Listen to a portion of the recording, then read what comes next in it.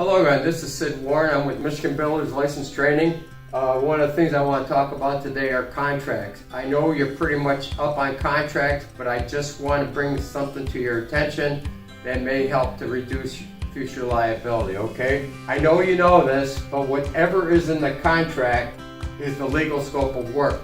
If it's not in the contract, then you don't do it.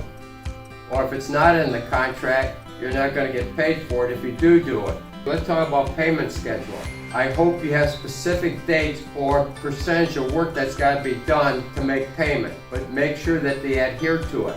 And if for some reason the customer is late in payment, have a discussion with them. That might be a warning sign that they don't have sufficient funds to continue the project.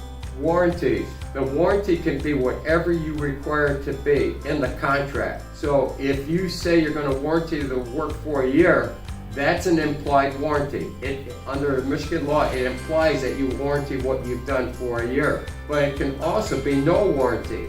So if you don't warranty certain things, such as concrete, then make sure it's in bold print on the contract that you do not warranty concrete under any circumstance.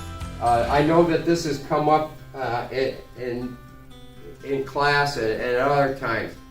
In the back of your contract, there's always room to add on stuff, okay? Make sure that if the owners have pets and they're gonna be in the area where you're working, that you have a clause in there that says care and maintenance of the pet is the sole responsibility of the homeowner, not the contractor.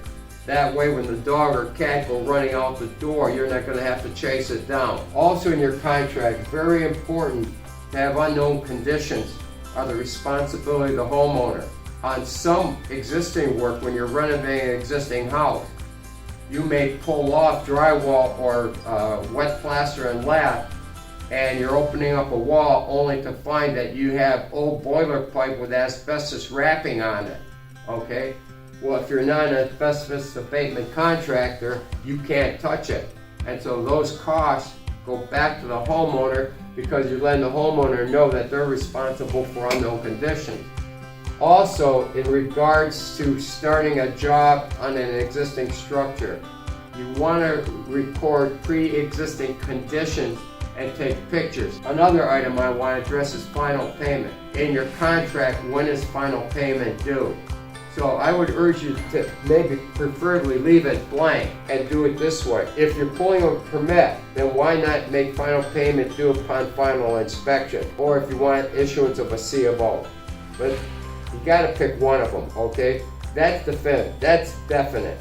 If a permit's not required, then put a date, no later than. Give yourself plenty of time to complete the job and put a date in there so when you reach that date, payment is due. Change orders. You don't do a change order without getting paid for it. Or another way of saying it is when they pay the change order, they pay you. On our change orders, it says, change orders must be paid for at the time of signing.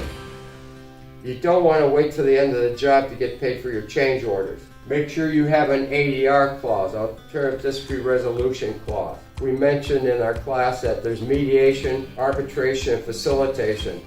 Check with your attorney what's in your best interest, but there should be at least an arbitration clause in there to resolve a dispute. And then a word of caution on signatures. Make sure that you're dealing with the owner, the legal owner of the job. You may have two people living together, but only one of them is the legal owner. And you can find that out by checking out with the tax rolls within that city to who the legal owner is. So I hope some of this helps you out. Good luck on your project.